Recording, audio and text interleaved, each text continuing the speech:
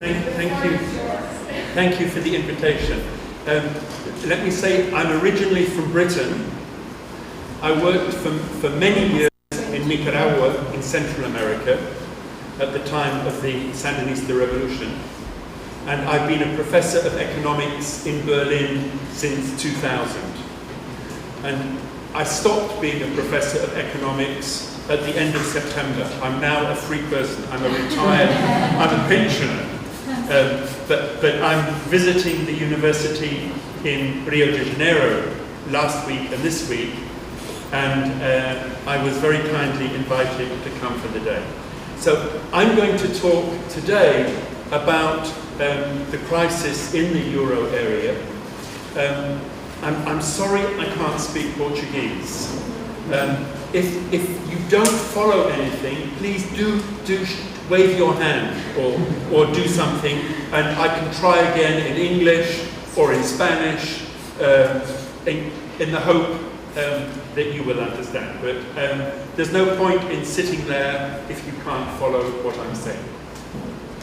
Okay, let me give you very, very briefly some background for those of you that are not familiar with developments in Europe. After the Second World War, some conservative politicians wanted to ensure another war would not happen in Europe.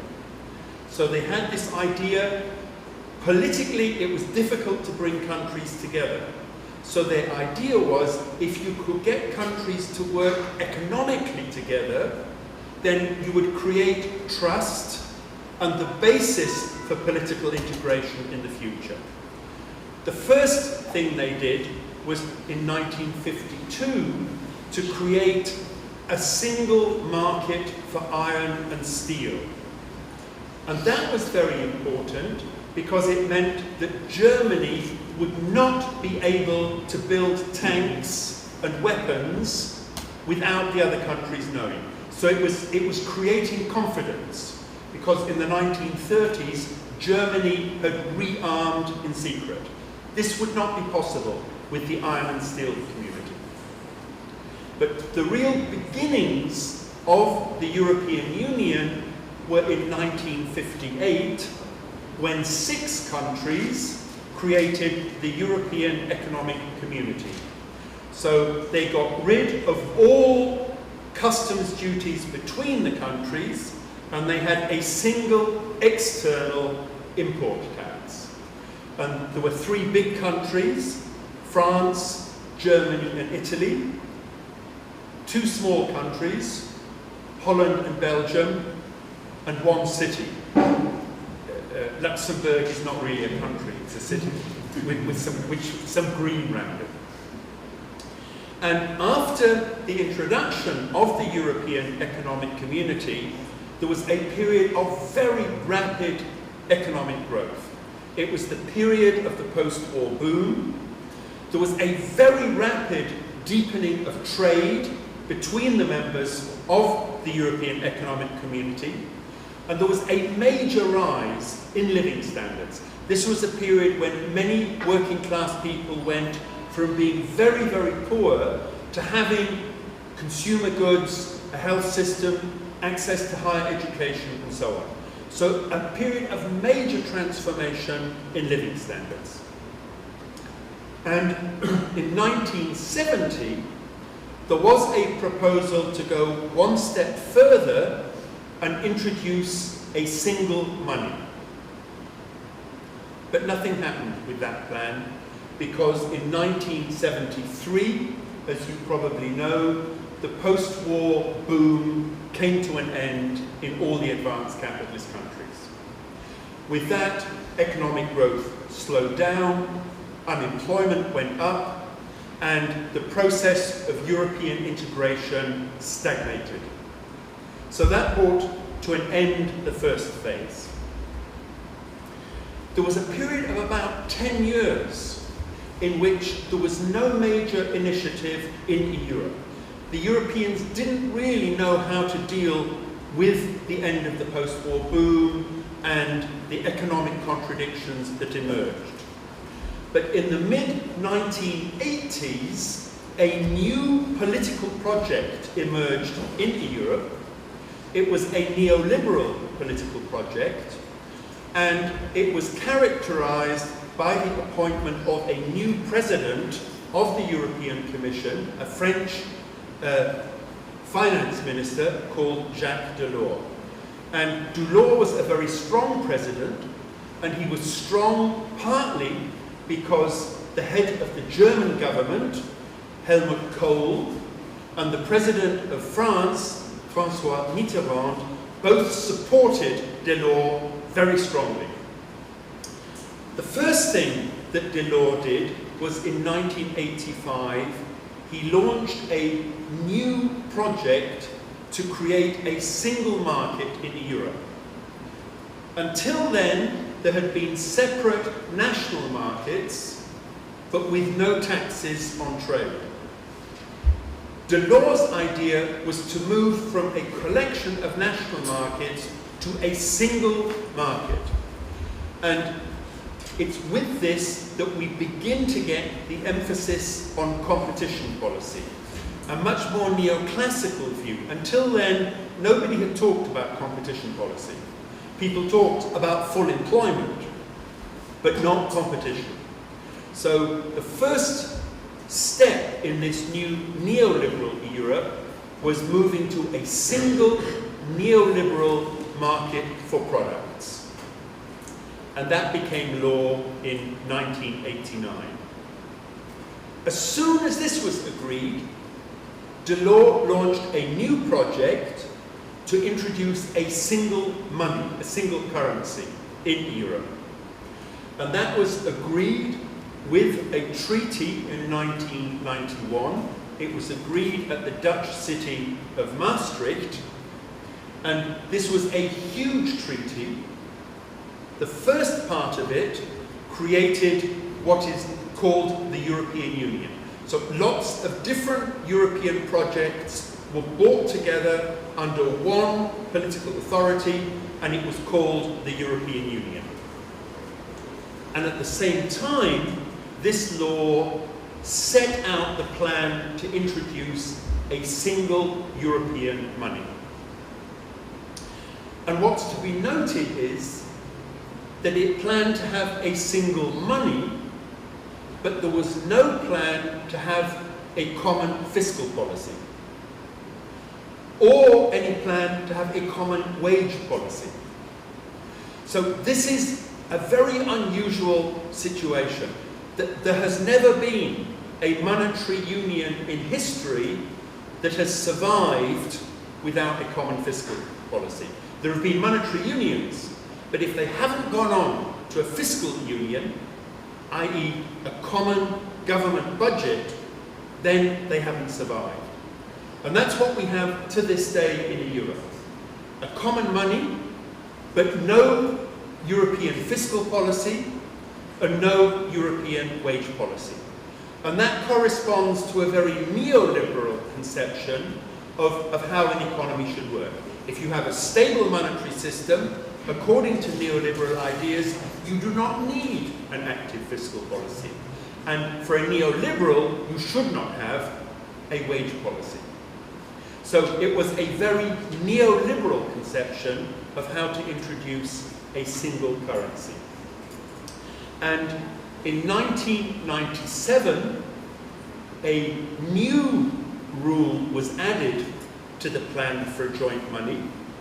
In 1997, the Germans were worried that Italy and southern Europeans might join the euro. And in Germany, they think that the Italians and the Latinos don't know how to deal with money. They think Latinos just spend money all the time. So they thought they needed new rules to limit how much governments could spend. So the 1997 Stability and Growth Pact introduced really strict rules on a fiscal deficit. And the rule was, you must never have a deficit of more than 3%, But over an economic cycle, it must average 0. So if there's a downturn in the economy and the government spends more, you could have a 3% deficit. But then in the next expansion, you must have a 3% surplus so that over the cycle, you have a 0 deficit. So a very neoliberal conception of how monetary integration should work. And monetary unification occurred on the 1st of January 1999, and the common notes and coins were introduced in 2002. There were initially 11 members, and now there are 19 members. And in theory, all members of the European Union, there are now 28 countries, are supposed to join the euro. Only 2 countries have a special concession. Great Britain. Great Britain still dreams of having an empire. And so they wanted a special rule. And Denmark, for more social democratic reasons, also has a special rule that it does not have to join the euro. But all the other countries, in theory, have to join the euro. And with the introduction of the common money, a rapid process of restructuring began in the European economy. And if we look at the 2 poles of that restructuring, on the one side we have Germany and the countries that are very close to Germany, the Netherlands, Finland, Austria to some extent. But in Germany in particular, at the beginning of the 2000s, there was a social democratic government. And they introduced a major change in Germany's labour laws. Until then, Germany had had very generous unemployment benefit. And this new law meant that you only got high levels of unemployment benefit for 1 year. After 1 year, you went on to a much, much lower form of social assistance, which is very difficult to live on. So that now, for the first time in 20 or 30 years, German workers faced the prospect, if they lost their jobs, after 1 year they could be in poverty. And the result was the German trade unions stopped pushing wage demands and concentrated exclusively on trying to get security of employment. So when they negotiated with the employers, they accepted no wage rise, but guarantees of employment. And the result of that was, alone in Europe, real wages didn't rise in Germany after the introduction of the euro up to the crisis. The only country where that didn't happen. And the German economy, with completely stagnant domestic demand, became dependent on exports. So more and more of the German economy was depending on exports, and the main market for those exports were the other countries of the European Union. Can you follow my English? Yeah? Is it okay? If you don't understand words, wave your hands. Or stand up. Do something. In Southern Europe, a very different dynamic developed. When countries from Southern Europe, Portugal, Spain, Italy, Greece, when they joined the euro, the interest rate went down very strongly. They were all countries that had had very weak currencies, but once they adopted the euro, then interest rates came down roughly to the same level as Germany or France, which was low. And that had a very powerful impact on the Southern European economies. When interest rates came down, then firms started investing. And there was very strong growth in the southern European countries. After the introduction of the euro in 1999, up to the crisis in 2007. But because they were growing so strongly, they were sucking in imports from Germany, from France, and from other countries. Now, this then raises a question. We begin to get a serious imbalance in Europe. Germany has a bigger and bigger trade surplus, but the countries of southern Europe had a bigger and bigger trade deficit. Now, you might ask, how did the southern European countries pay for their imports? If you have a deficit, you have to finance it somehow. And the answer is the German and French banks lent the money. So the countries of southern Europe bought goods from France and Germany, and they paid with it with money that they had borrowed from French and German banks. You could do that for some years, but you can't do it forever.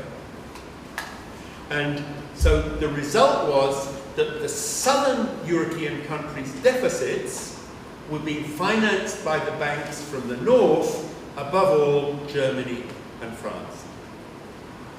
So here we have a figure showing the growth of unit labor costs. And if you look at the figures, oh, some of you are looking there. Okay. If you look at the figure for France, which is the red figure, France each year had unit labor costs that went up approximately 2%. And that was exactly on target for the European Central Bank's inflation target. The European Central Bank had an inflation target of 2%. So if your unit labor costs go up 2% a year, it's exactly on target. And that's what France did. France was very close to that target. If we look at the southern European countries, here Spain in light blue, Portugal in purple, Greece in green, you can see in all those countries, which were growing much faster than Northern Europe, unit labor costs went up more than 2% a year. But then look at Germany. You can see here, in Germany alone, unit wage costs did not go up at 2% a year. So Germany... Sorry? Before the crisis, even before the crisis. Yeah. Oops. That from the introduction of the euro in 1999 up to 2007, there was a... I'm sorry. Here you can see Germany, the unit labor costs remained almost flat between the introduction of the euro in 1999 and the onset of the crisis in 2007, alone in the European Union. And we see here the impact on the trade balance because Germany had very depressed domestic demand, but was very competitive because of keeping its wages down. You can see it went from roughly balanced trade up to a surplus of 170 billion euros a year in 2007. And in southern Europe, we had exactly the opposite. That also beginning from an almost balanced budget, the countries, Greece, Portugal, and Spain, built up a deficit of about 120 billion a year. And we see also Italy and France also had an increase in their deficits. So we get this strong polarization. Germany with a trade surplus, Southern Europe with a trade deficit. If we now turn to the onset of the crisis, the crisis began in the United States of America. It began in August of 2007, and over the next year it got worse and worse and worse. And it was rapidly transmitted to Europe through two main channels. The first, that operated almost at once, was through bank lending. That European banks had become very active in the United States, particularly the very big German and French banks. And they lost huge amounts of money in the United States, so they immediately started cutting their lending. That's the next point here. And the other channel was through trade. That European exports to the US collapsed, and that over the next few months had a big impact as well. So as a result of the crisis in the United States, the big German and French banks made huge losses. And they therefore pulled back their loans from Southern Europe. The money that they had lent to Portugal or Spain or Greece, they pulled back because they needed the money to deal with their problems in Germany and in France. And it was essentially the European banks pulling their money back from Southern Europe that set off the euro area crisis. And as you probably know, the crisis in the euro area first broke in April 2010 in Greece. That Greece was faced with this large deficit in its balance of payments. It had been able to borrow money from the banks in Germany or France to finance that deficit, but the banks in France and Germany were no longer willing to lend because of their own problems. And over the next year, very similar problems in Ireland, Portugal, and Spain. That they could not finance their balance of payments deficits by borrowing from the banks in Germany and France anymore, because those banks had major problems as a result of the crisis. And what happened was that the countries of Southern Europe and Ireland had to turn for financial support to the European Union. And that support was financed by the European Union itself, the European Central Bank, and a small part also came from the International Monetary Fund. They lent money first to Greece and later to Ireland, Portugal, and Spain, but with very, very strict conditions. I'm sure you're all familiar with Latin America's history of borrowing from the IMF, that the IMF always imposes very, very strict conditions involving big cuts in public spending, major cuts in social programs, and cuts in wages. And that is exactly what happened in Europe in 2010 and 2011 as a result of the euro crisis. And the result was, as a result of the euro crisis, the countries of Southern Europe, Portugal, Spain, Italy, Greece, became subordinated to the countries of Northern Europe that were now dictating effectively the conditions under which they could borrow from the European Union. So the European periphery, Southern Europe, became dependent on policies dominated by the northern or core countries of the euro area, led above all by Germany. And here you can see the development of real gross domestic product, you can see that in the euro area, in red, it increased up till 2007.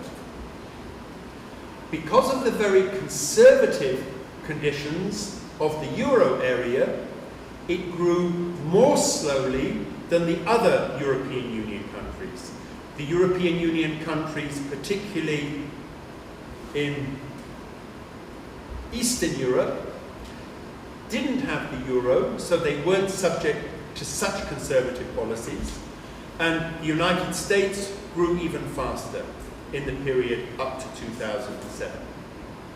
But all of the countries had this sharp downturn in the final quarters of 2008 and the first part of 2009. Then we see Europe beginning to recover. It begins to recover from the crisis that began in the United States.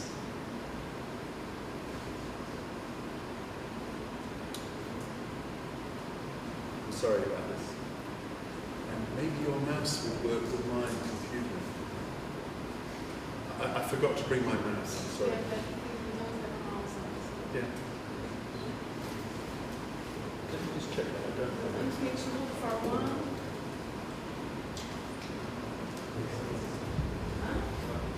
No, okay, don't. For some reason the pad isn't very good on this computer. There we go. So the euro area began to recover from the global crisis, but then with the onset of the euro area crisis, output turned down again. And you can see that the last figure here is the second quarter of 2015, and output is still below where it was at the peak in 2008.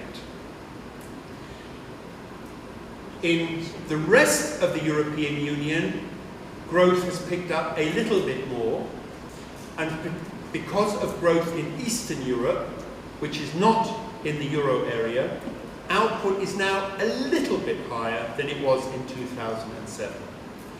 And what we see is that the United States, which was not restricted by the euro, the United States issues its own money. The central bank could follow a really expansive monetary policy. It wasn't limited in the way that the European Union, and especially the euro area, was by the exceptionally conservative policies of the European Central Bank. If we look more closely at the countries of the euro area, you'll see a major difference. This is looking at the euro area core, Northern Europe. And you can see that all the countries had growth up to 2007. There was then a downturn. But now, in every country except Finland, output is higher than before the crisis.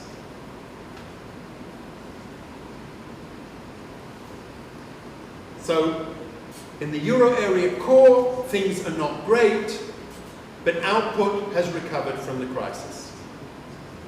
If we look at output in the euro area periphery, it's a completely different story. If we look at Spain, Spain grew strongly up till 2008, then it fell, and it's begun to recover now. But output is still below where it was in 2008. Greece, output has just collapsed. So now that output in Greece is below where it was in 1999. An absolute disaster. But look at Italy and Portugal.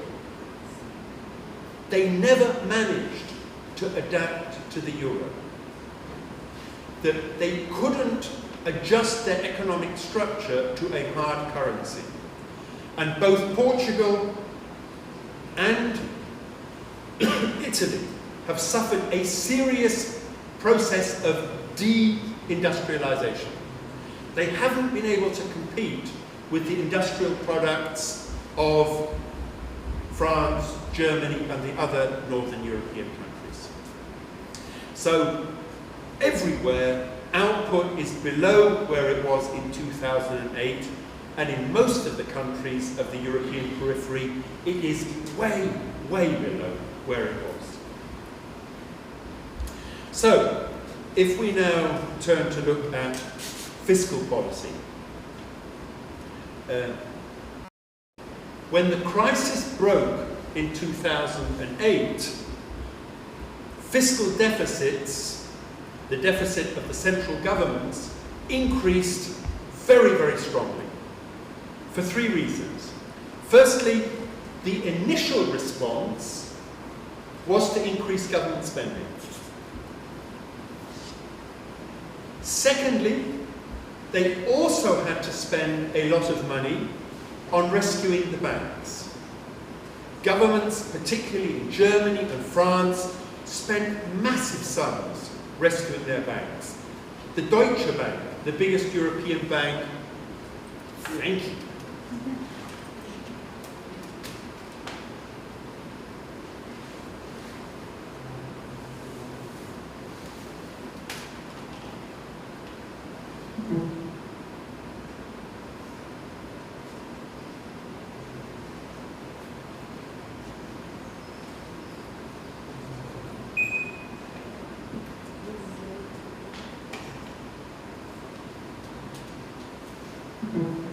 Yeah, thank you.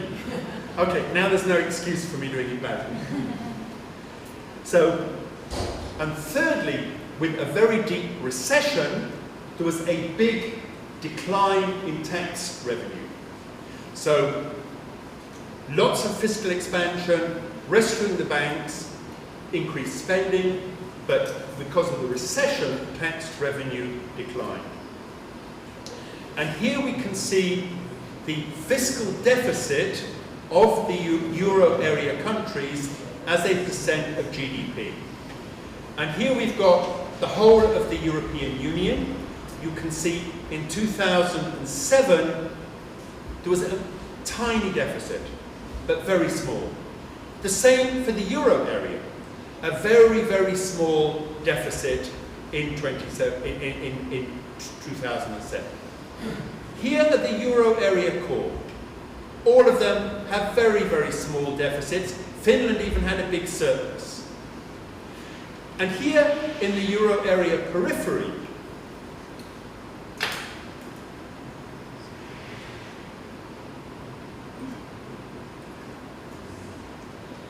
I've lost the arrow.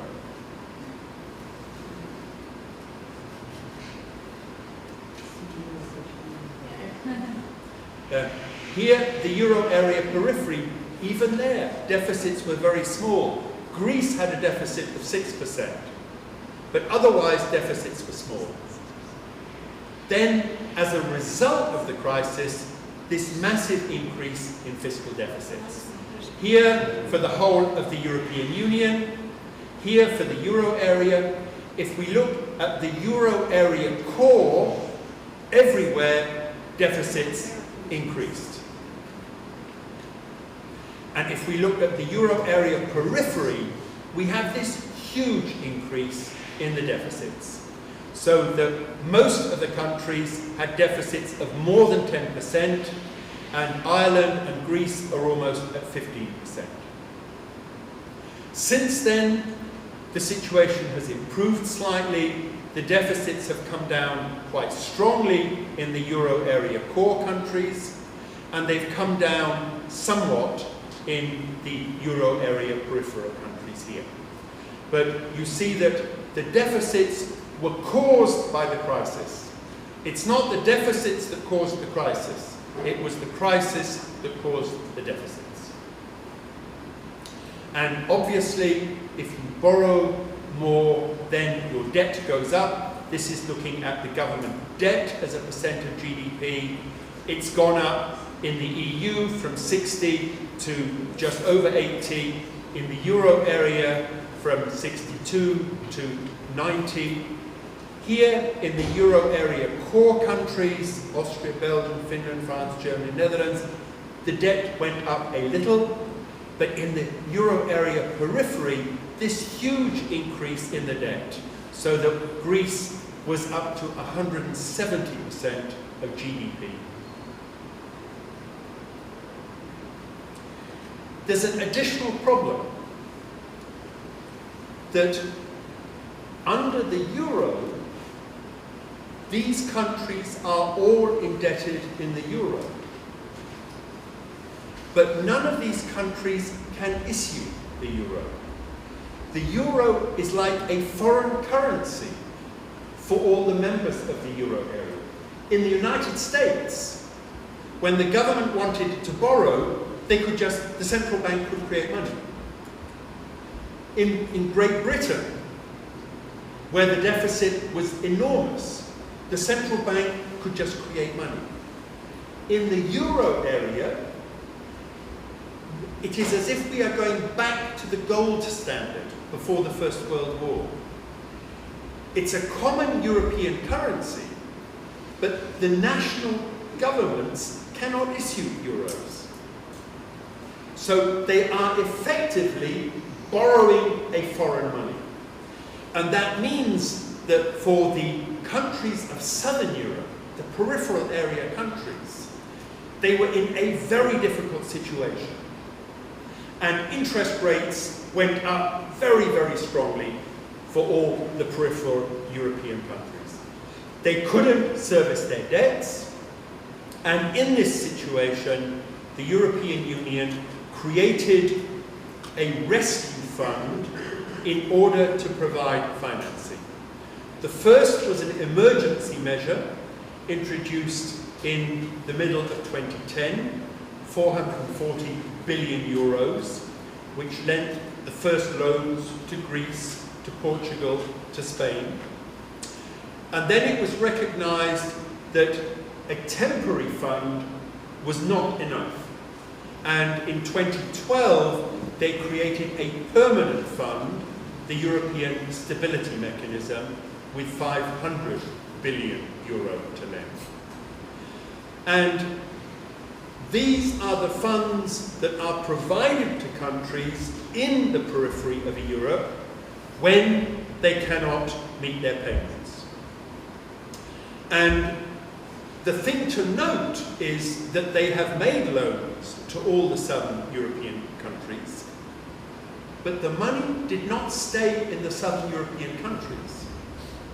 Most of the money never entered the countries of the southern European periphery.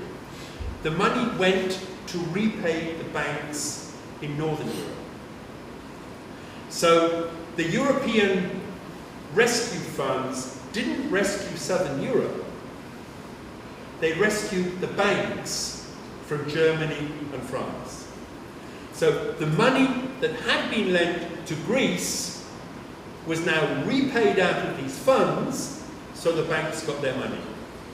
And Greece now owes the money to the European funds and not to the private banks. And as I've already mentioned, when the European Stability Mechanism lent money, there were very, very rigid conservative policies attached to those loans. And they were very restrictive conditions, and it was those conditions that explain why all the southern European countries have had such a strong downturn since 2010. The other really important development in response to the crisis has been a centralization of economic policy making in the European Union. And the important point about this centralization is that it has been completely outside democratic control. There is a European Parliament which has some limited powers, but the European Parliament is not involved in any of these economic conditions for the lending to Southern Europe. The conditions are set by the officials in Brussels and they are completely outside democratic control. I won't go through all the measures in detail. In December of 2011, a major set of 6 policies was introduced. The most important of them is about balanced budgets. But there were other ones about wage developments, other ones affecting public spending, and so on. In January of 2012, at German insistence, countries were forced to introduce a new constitutional law requiring governments to have a balanced budget. Not a policy, a constitutional law. And in most countries, the way this operates is that you are not allowed to have a government deficit of more than 0.5% of GDP. By law. So this is having a law that codifies the most conservative views on fiscal policy. And then last year, a new budget procedure was introduced called the European semester. And under this policy, all the members of the euro area have to submit their government budgets to the European Commission the year before. So in 1914, for the first time, they had to submit their budgets, and the budgets have to be approved by the European Commission for the following year. So this is effectively taking control of the budgets away from national governments and putting them in the hands of the European Commission. Not the European Parliament, which is democratically elected, but the European Commission, which is not elected. So we have effectively had a situation where national governments no longer have effective control over fiscal policy. If I now turn to look at the European Central Bank, in a situation where fiscal policy has done nothing, and most of what it has done has made the situation even more difficult, it has been the European Central Bank that has had to step in and avoid an economic collapse in Europe. They have done a lot of things, but the first thing I want to mention is that at the end of 2011 and the beginning of 2012, they made massive loans to the banking system. The banking system was on the verge of collapse. They lent 500 billion at the end of 2011 and another 500 billion at the beginning of 2012. 1 trillion euros. This is serious money. And the aim of doing that was to avoid a collapse of the banks. But the problem is, it didn't solve the situation. Private investors were still worried that European banks had made such big losses that they were at risk of collapse. And the decisive moment was in July of 2012. In July of 2012, Mario Draghi, the president of the European Central Bank, made a speech in which he said the European Central Bank would do whatever it takes to defend the euro. And that was the point at which the crisis stopped getting worse. That once Draghi said the central bank would do whatever it takes, then a fragile stability emerged in Europe. And you can see that in the interest rates for 10-year government bonds. That in 2007, beginning of 2008, the interest rate on 10-year government bonds was very close in all the euro area countries. But once the crisis began in the euro area, investors started selling their Greek bonds. And as you know, if you sell a bond, prices fall. And if the price of a bond falls, there's only one absolute law in economics that is always true. If the price of a bond falls, the interest rate on the bond goes up. And you can see here Greek interest rates going up to almost 30%. But also interest rates in Portugal, in Ireland and other countries rising. And it was only after Draghi made his speech that the euro area, the central bank, would do whatever it takes that the interest rates began to fall. So the euro area crisis was turned round by the European Central Bank, making it clear they would intervene. And many conservative politicians in Germany were very unhappy. They said, Draghi can't do this. Draghi is not allowed to do this. But be clear, if Draghi had not intervened, there was a serious danger that the euro area would have collapsed in the summer of 2012. Since then, it's been fragile, but collapse has been put off. The European Central Bank also massively reduced its interest rates. The central bank lending rate is 0.05%. You can only dream of that in Brazil. And if banks deposit money at the central bank, they have to pay money. The interest rate on deposits at the central bank is minus 0.2%. So the central bank has been the one that has been trying to keep things moving. But the problem is the banks are not lending. That almost certainly the big banks have made losses that they have not declared. In the United States, the Federal Reserve has made the banks declare their losses. The European Central Bank has not made the European banks declare their losses. 4 senior executives from Germany's biggest bank, the Deutsche Bank, resigned last year. And after they resigned, they said the Deutsche Bank had been bankrupt in 2010. But they didn't declare their losses. If they had declared their losses, they say it would have been bankrupt. And they still haven't dealt with those losses.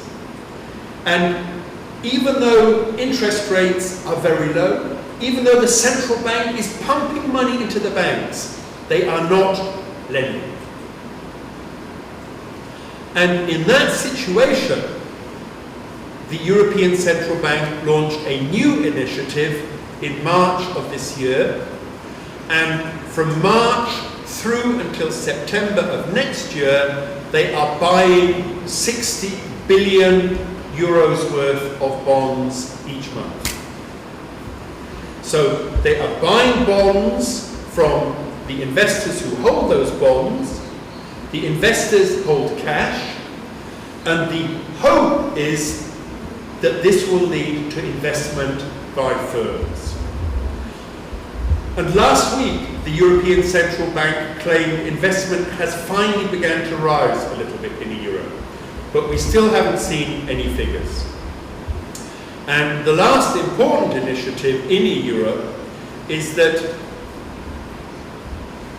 in Europe we have a single market. The biggest banks operate at a European level, but the banks were still supervised by national authorities. And in 2012, it was agreed that this was an impossible situation. That if the big banks operate at a European level, they should be supervised at a European level. And it was agreed to establish a European banking union. And the result of that is that since November 2014, the 140 biggest banks in Europe are now directly supervised by the European Central Bank. A second part of the banking union was to have a single resolution mechanism, so that if banks need to be wound up, there would be central European authority to wind them up. I don't know how you do it in Brazil. In the United States, if a bank needs to be wound up, at 4 o'clock on Friday afternoon, they shut the doors, the central bank arrives, they work through the night, Saturday, Sunday. On a Monday morning, the bank is declared closed. The Germans refused to allow the European authorities to do that in Germany. So in theory, we have a European resolution mechanism, but it has to be approved by the national authorities. And you can't do that over a weekend. So if you don't wind a bank up over a weekend, what will happen on Monday morning? Everybody will want to take their money out. It doesn't work. If you're going to close a bank, you have to do it at once.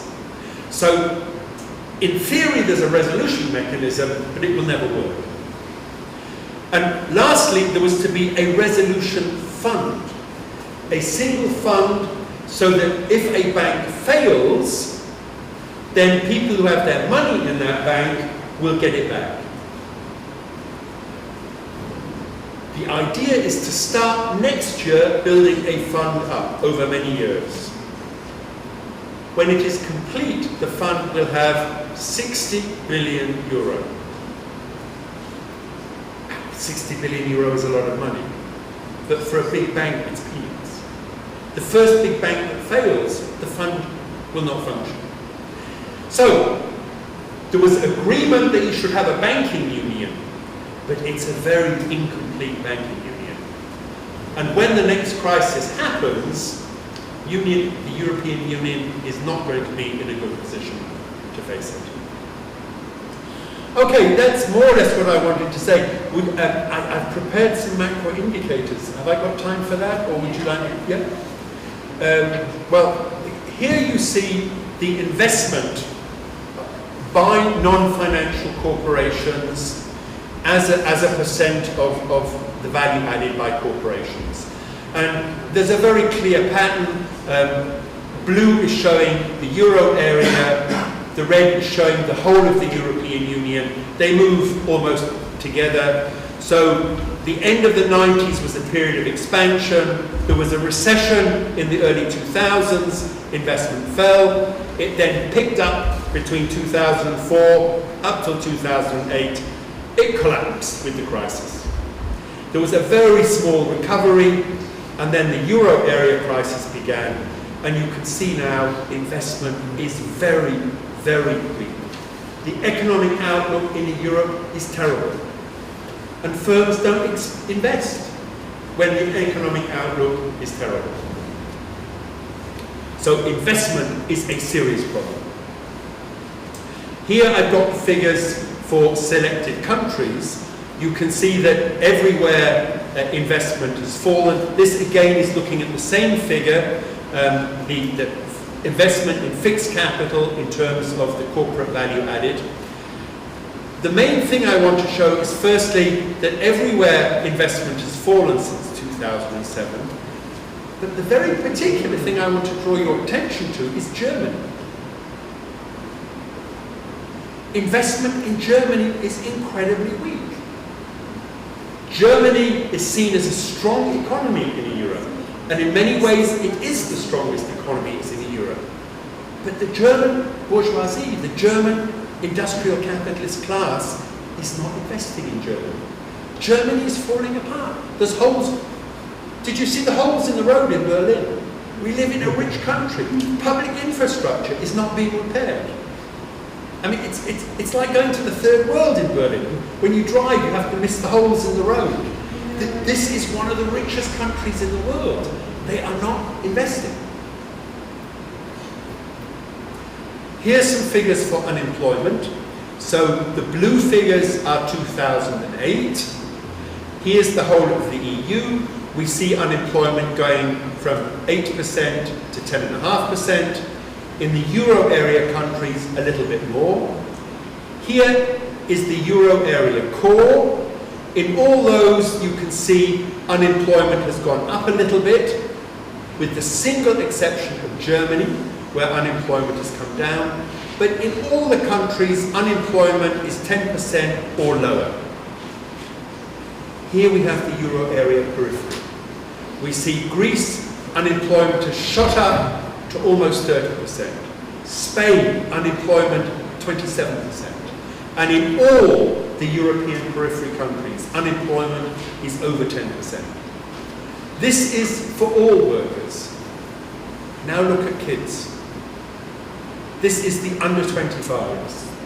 Everywhere unemployment is higher. It's true for the euro area core in general, but it's still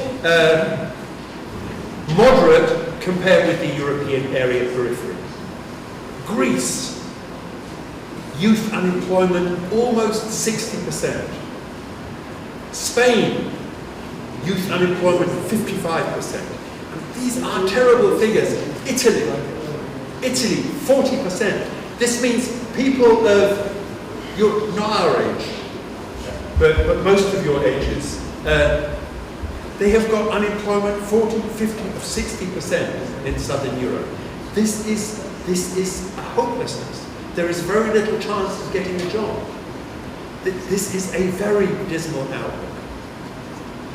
And if we look at the distinction by gender, you can see that in most of the European core, figures are fairly similar. In fact, in some countries, official female unemployment is a little lower.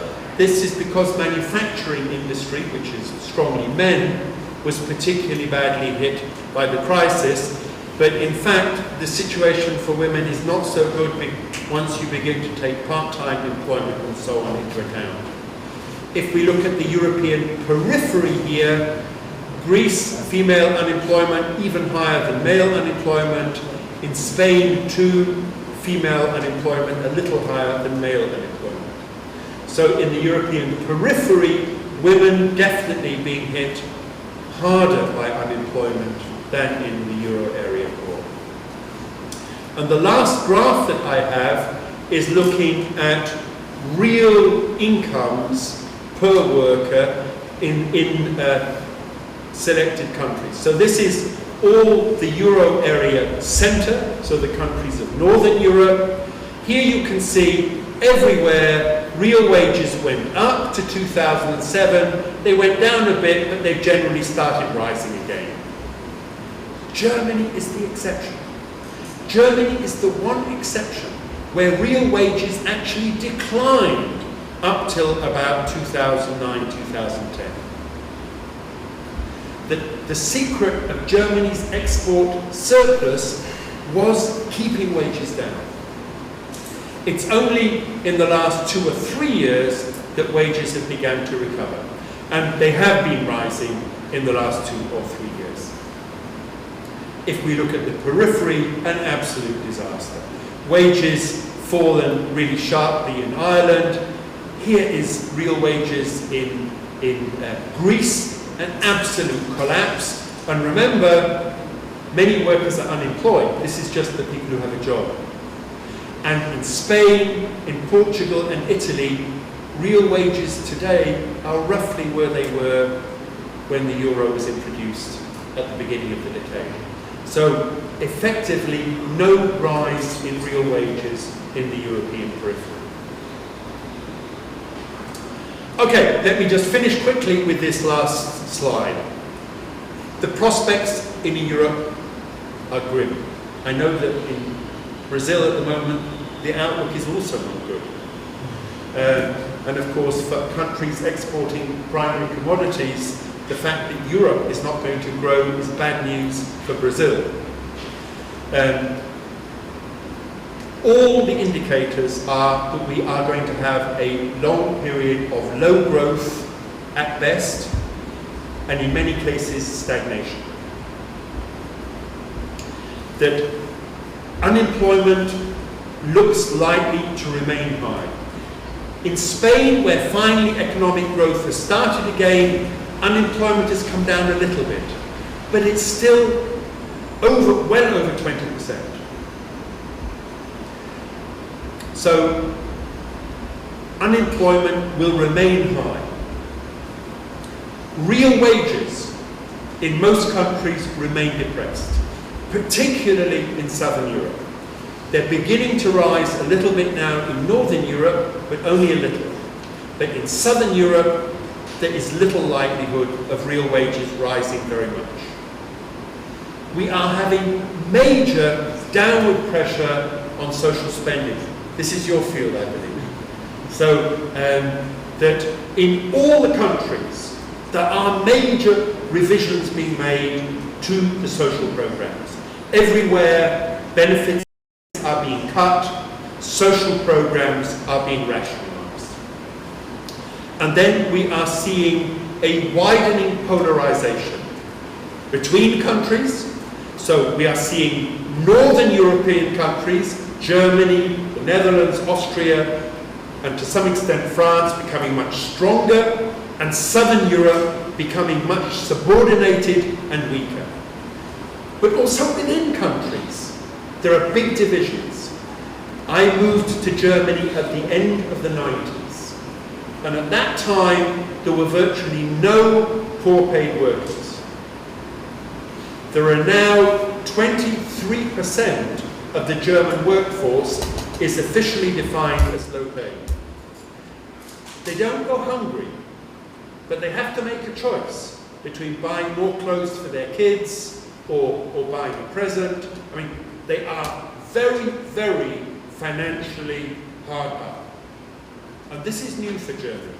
And it's been a deliberate result of government policy to cut welfare benefits, particularly to cut unemployment benefits, so that workers will take low-paid jobs. It's a very conscious government policy, and it's creating a large class of people who do not join in the benefits of an advanced capitalist country. And then lastly, politically, we are seeing serious discontent. That I'm sure you are all aware that a new radical left party, there is a new political movement, Podemos. Is the Portuguese similar, Podemos? We can. So this is a party. Spain has general elections in about 2 months. And at one stage, Podemos was almost level with the Conservative Party in the opinion polls. It's pulled back now, but it looks as if Podemos, which is also a radical party, will do very well in Spain. And at the elections in Portugal, do you follow Portugal closely here with your common language? As you may have seen, Portugal had elections. The biggest party, to everyone's surprise, was the Conservatives. But together, the Social Democrats, the old Communist Party, and the new radical left have more seats in Parliament than the Conservatives, and are willing to work together. So it's possible that there will be a change of government in Portugal. But we are also having the growth of a radical right, which is very worrying. In France, the second biggest party in the opinion polls, the first biggest party is the Conservative Party. The second biggest party is a radical right-wing party that has a neo-fascist history. It's no longer really neo-fascist, it's trying to present a more respectable face, but it's far right. And they are number 2 in the opinion polls, and gaining a lot of support amongst the working class. People who voted for the Communist Party in the past are moving to this National Front. In Germany, there's been the growth of these big demonstrations, particularly in East Germany, which are explicitly racist. They are about Germany for the Germans. They are against admitting immigrants to Germany. And they are also a very right-wing party. And what's dangerous in Germany is many of the new low-paid don't vote.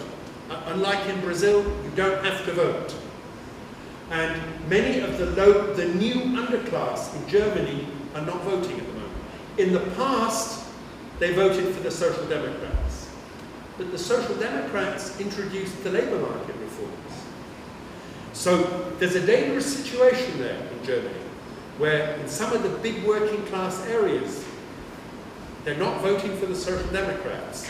And it would be very dangerous if this new right-wing grouping, Pegida is a complicated German name, but it's basically about Western supremacy against, the name means against the Islamization of the West.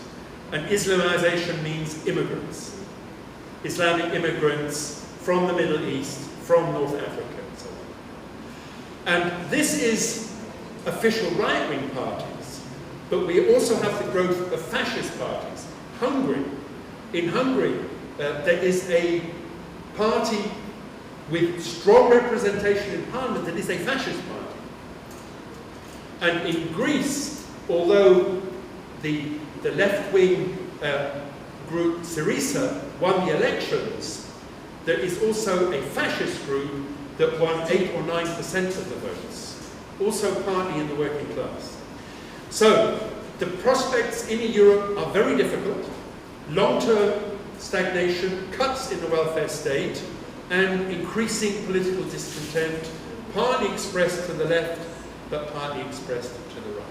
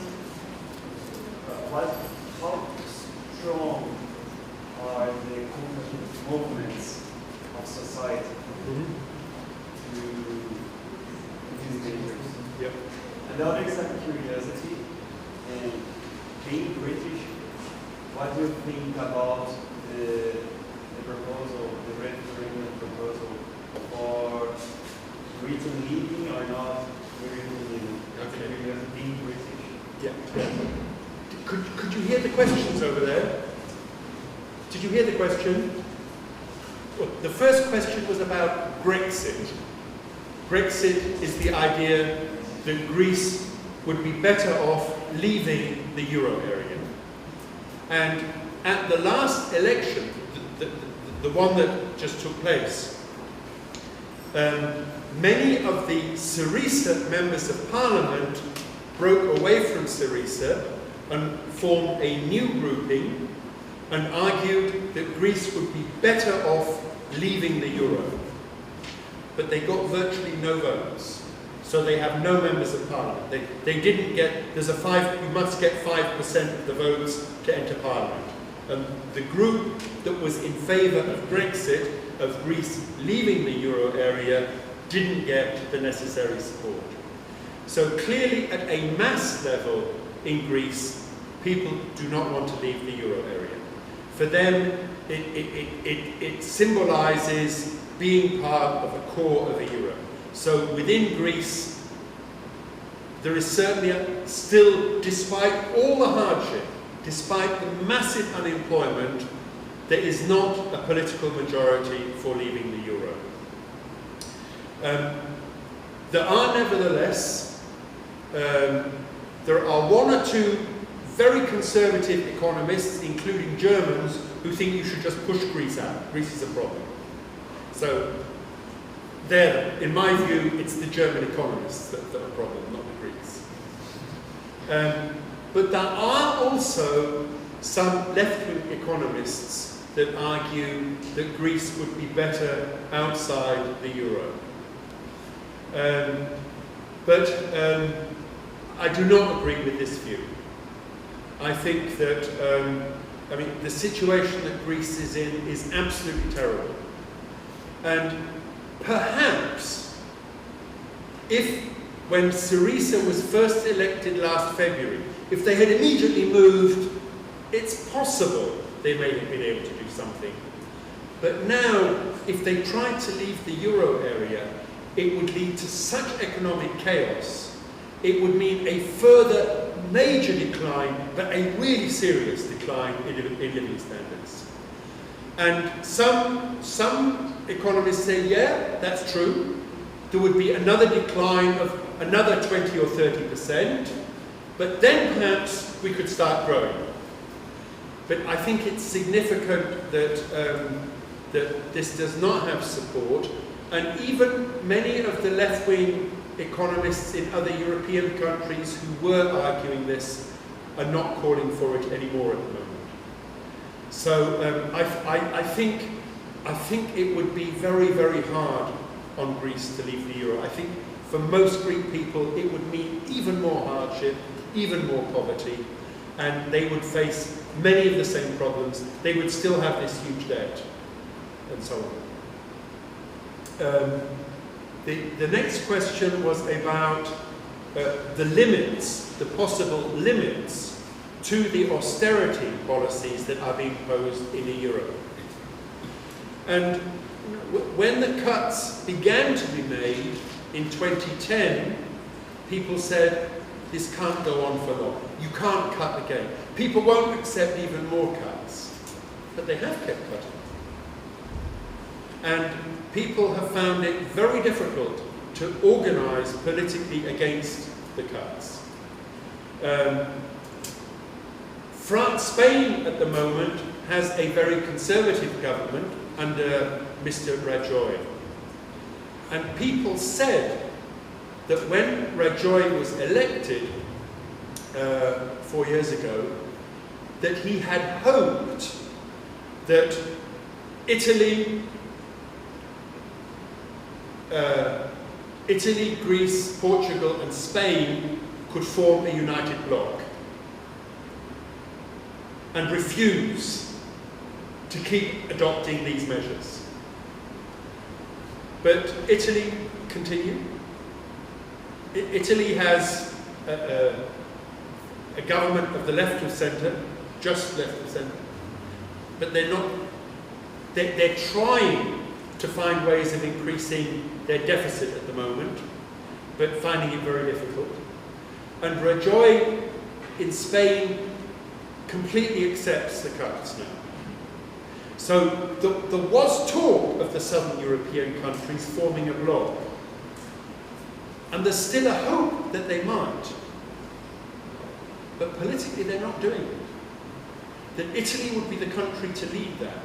Italy has a democratic party-led government, a right, social democrats of the sort. But it's trying to play at the edges to increase its spending a bit more than is allowed. But at the moment, it's difficult to see, where a major change is going to come from. And Germany is keeping its bloc with Austria, with Finland. France is uneasy. France doesn't like these policies, but it doesn't feel strong enough politically to challenge Germany. So it's difficult to see at the moment a major shift in the cuts. There's a little bit of moderation in the cuts are not being imposed as seriously as they were, but there's no prospect of a serious turn in policy. Can I just make a provocation? I've heard in a seminar some years ago about the European crisis, that the problem in the European Union or in the Euro area would be Germany. So the best way would be Germany. Germany, yeah, absolutely. Yes, absolutely. Yeah. If we're talking about the other experience, trying of France and Finland to make something together, what do you think about? Yeah. Well, clearly, Germany has since the crisis been the major beneficiary of the euro area. That its currency is undervalued in the euro. So one of the reasons that Germany has been able to export so much is because as part of the euro area, its currency is weaker than it would be if Germany still had the Deutschmark. If Germany still had the Deutschmark, the old money, with its big export surplus, the mark would have gone up and up. But being part of the euro, it has benefited enormously. It has also benefited, secondly, that as Southern Europe has been hit by the crisis, financial capital has all moved into German government bonds and French government bonds. So interest rates on German government bonds and French government bonds are incredibly low. They're under 1%. A study was published 3 or 4 weeks ago, which estimated that because of the decline in interest rates in Germany as a result of the crisis hit Southern Europe, finance capital moves to Germany and France, interest rates go down, Germany, the German government has gained 100 billion euro from saved interest payments. 100 billion. This was a study by a German institute. So Germany has benefited enormously from the introduction of the euro, but the rules that it has imposed have had a great disadvantage for the rest of Europe. So we continue, and when I speak, I make this joke that the solution would be for Germany to leave, and then the euro could weaken, and then it would be much more appropriate for many of the other countries. So definitely. From field arrested. Yeah, okay, yeah. And the last question was about Britain. What can one say about Britain? I mean, Britain is a country which is divided. And one of the nice things is that the Conservative Party is divided. The Conservative Party is divided. The Conservative Party is the traditional party of British capitalism.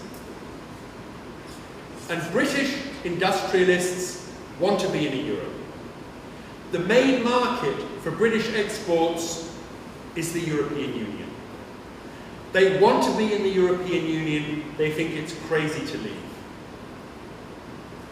But the problem is that many of the votes of the Conservative Party come from the lower middle class. And the lower middle class dream of the empire. Still. And they think that if Britain left the European Union, then it would become great again. It's a fantasy. I mean, they live in an absolute fantasy world. They think that Britain will become great and powerful if it wasn't tied down in the European Union. So the nice thing is to see the Conservatives fighting each other between the capitalist wing that say we must be in Europe at all costs, and the lower middle class who want to be proud and British again. And this is a real division. I heard something, and I read also about the new leader of the Labour Party, the Jeremy Corbyn, and he's rhetoric about anti-austerity policies in Britain. So if you can, I don't know, say something about him and his power in Britain right now. And it's really more progressive than Jeremy is wonderful. Jeremy has been a Labour MP since the beginning of the 1980s. In 1985, I spoke at a big public meeting on support for the Sandinista revolution. Me and Jeremy Corbyn. Jeremy has supported every left-wing cause that there's been.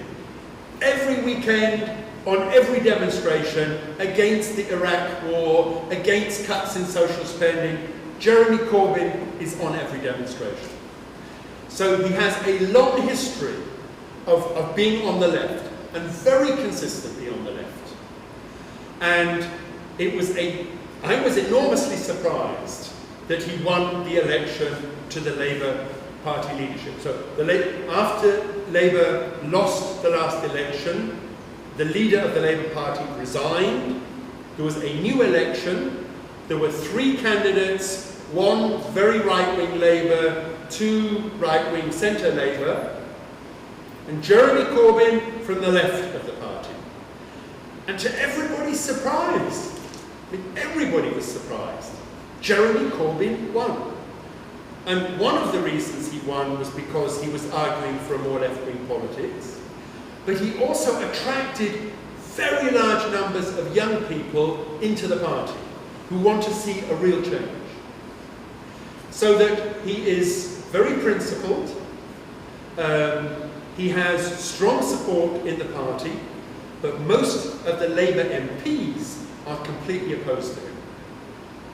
That he wants to have a left-wing economic policy. They don't like that. Above all, they don't want Britain to leave NATO, the military alliance led by the United States. So even within the Labour Party, many of the traditional leaders are opposed to the policies that Jeremy Corbyn is putting forward. And the British press just thinks he is terrible. I mean, the British press is overwhelmingly conservative. Okay, like most countries. And they think that Jeremy Corbyn is absolutely terrible. So he will have a very hard time creating an electoral majority. But nobody thought he would win the leadership to the party either. But it is a very interesting development. And the fact that so many young people did support that is indicative that this sort of neoliberal social democratic model is not attractive for many people. I also have a question. In the last months, Varoufakis fight a battle with Shaul very hard, and he lost it. Yeah. Some saw that as a defeat for democracy itself, because while the representative of Greece could not put the Greek interest above the European interest. Yeah. And you were talking also about the not a democratic supervision of the Euro institutions. How do you see? What do you think of the Europeans' vision about that? Do you think the Europeans are uneasy about it? Is there any perspective that this will change? Yeah. Well, Varoufakis is a left-wing economist who was appointed the Minister of Finance by the first Syriza government earlier this year. And he didn't support the negotiations for the new loan. He believes that Greece should have refused the conditions. But it's not really clear what follows from that. I mean, if you refuse the conditions, does that mean you leave the euro area? I mean, there is not political support for that in Greece. That's the problem. Well, it's the reality. So that he was arguing that Greece should have refused the conditions, but it was clear to the new Syriza government that they had no alternative. Now, the question you raise about democracy, I think, is very, very important, and it's complicated. I think the problem is that the European authorities at the moment are imposing these very, very restrictive policies on Greece and other countries, but especially Greece. And they are not in any way democratically accountable. These policies, obviously, the Greek parliament had to accept them. I mean, the Greek parliament voted, but they had to accept them. But the European Parliament does not vote on things like this. The decisions are made by the officials at the European level. And that, I think, is a problem. And I think what I would like to see, I think, if we're going to have a European Union and a single money, I think we need a common fiscal policy. To have a single monetary policy without a fiscal policy is not possible. So I want to see a fiscal policy, but a fiscal policy that promotes growth and development. And the problem at the moment is that an unaccountable European Commission is imposing depression and recession on Greece. Rather than, I think that if you move towards a European level fiscal policy, then you would need stronger position for the European Parliament. And that inevitably means that a national parliament in some areas has less power. But this is true, within a big country like Brazil, your central government has the reins of fiscal policy. If we're going to have a single money, we must have a European fiscal policy. But I obviously want to see a progressive fiscal policy, and it must be subject to real democratic accountability through the European Parliament. And that's what we don't have at the moment.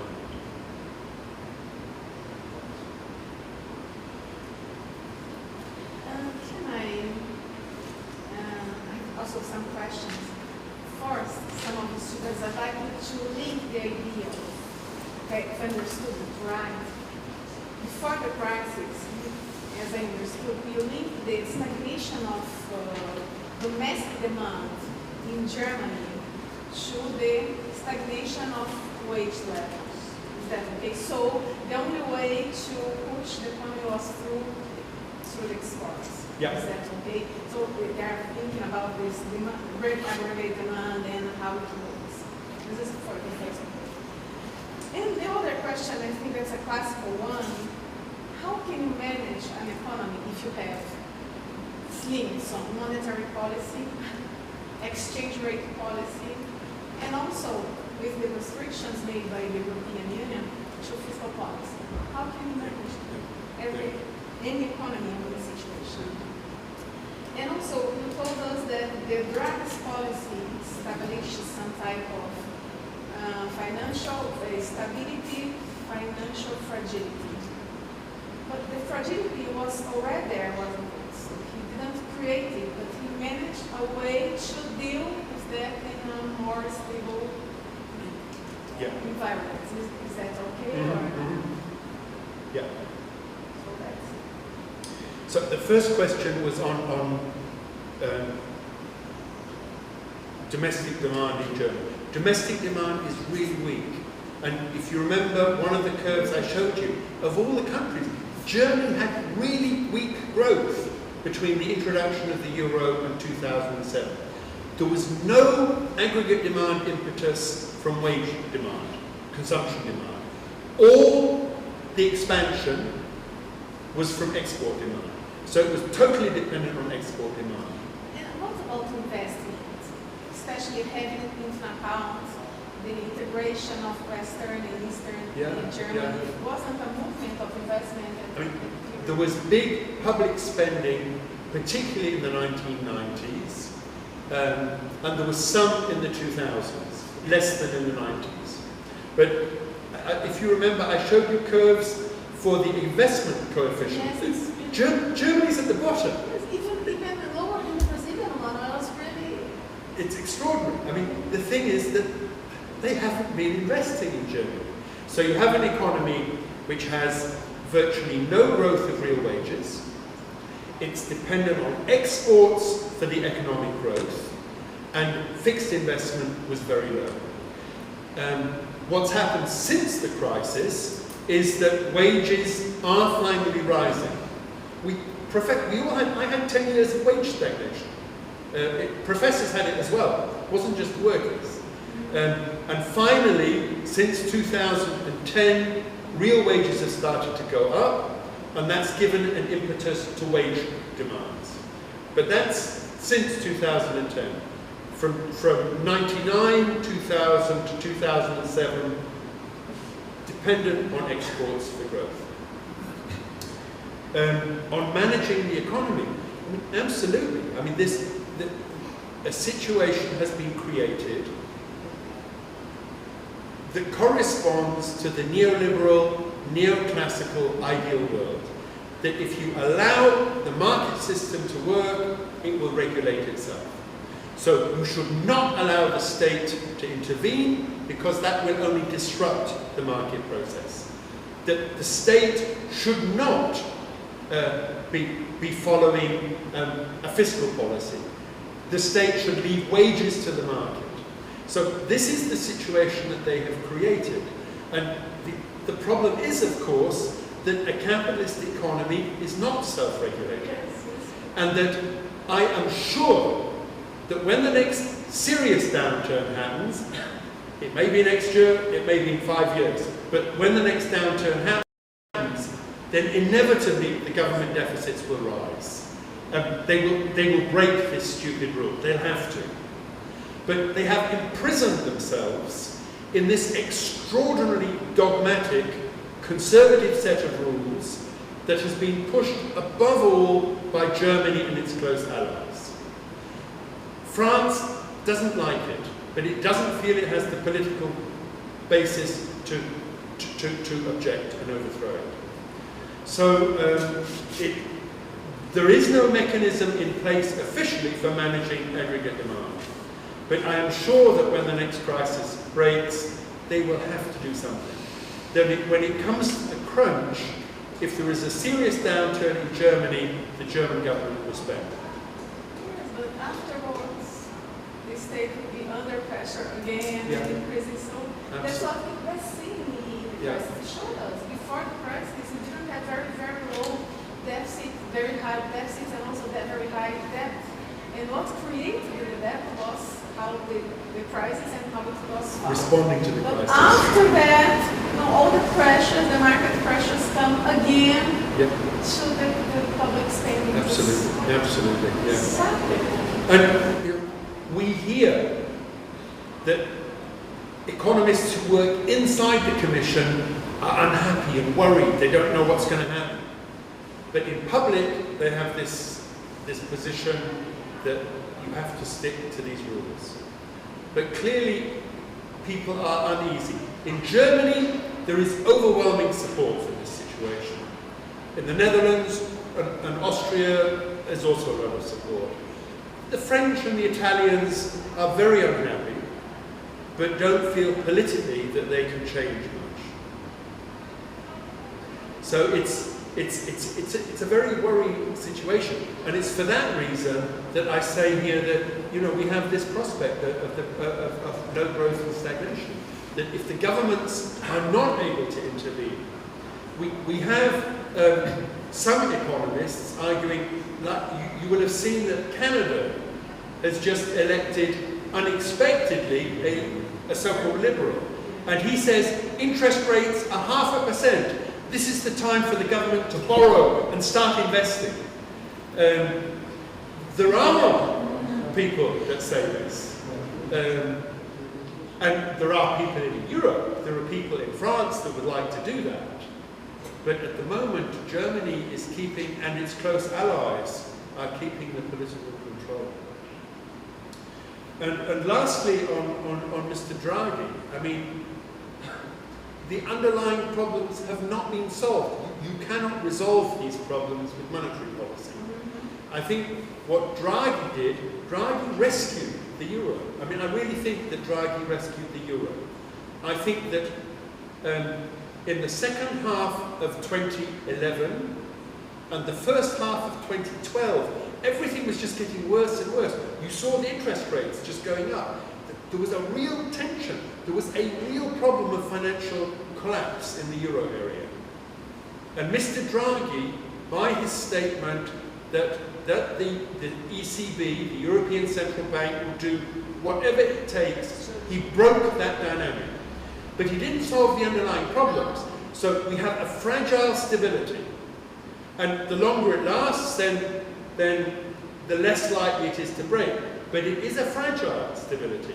The underlying problems of the banks have not been resolved. They haven't written off their bad loans. And Mr. Draghi is not willing to challenge the banks. That everything he does is to help the banks. The banks are very profitable. Exactly. Lending them 1 trillion euro at 0.5%. I'd borrow money at that rate. So Draghi is doing everything he can, but if the industrial capital will not invest, he can't force them to.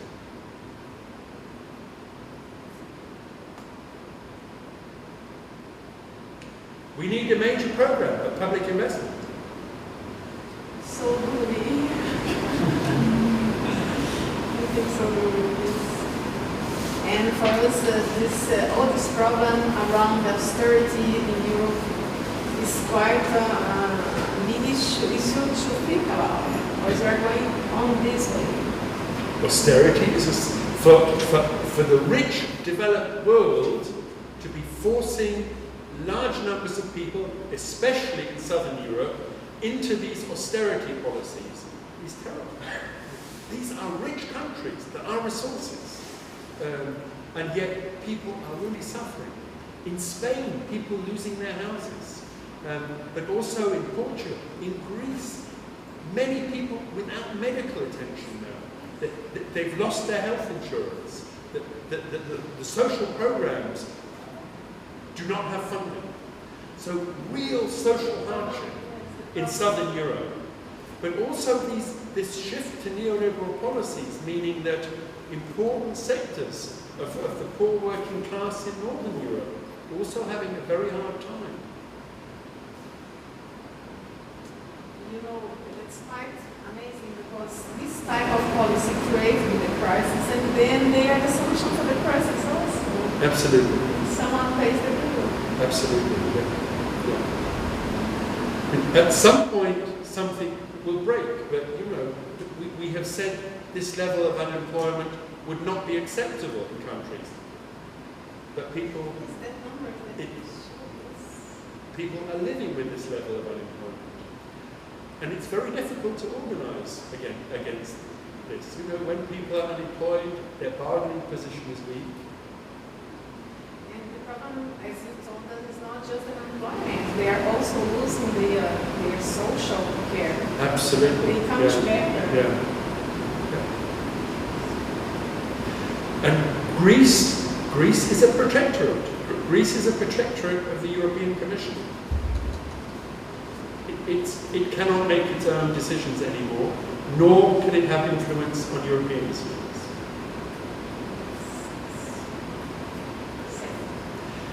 It's sad, but you know, it's a terrible situation when somewhere that is so rich and does have the possibility of providing all its citizens with a decent standard of living, with good social benefits, with thinking about moving forward to a life where people work less and enjoy life more.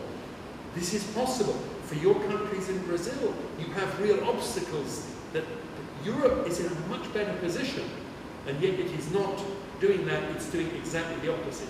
It's driving more and more people into hardship and into poverty.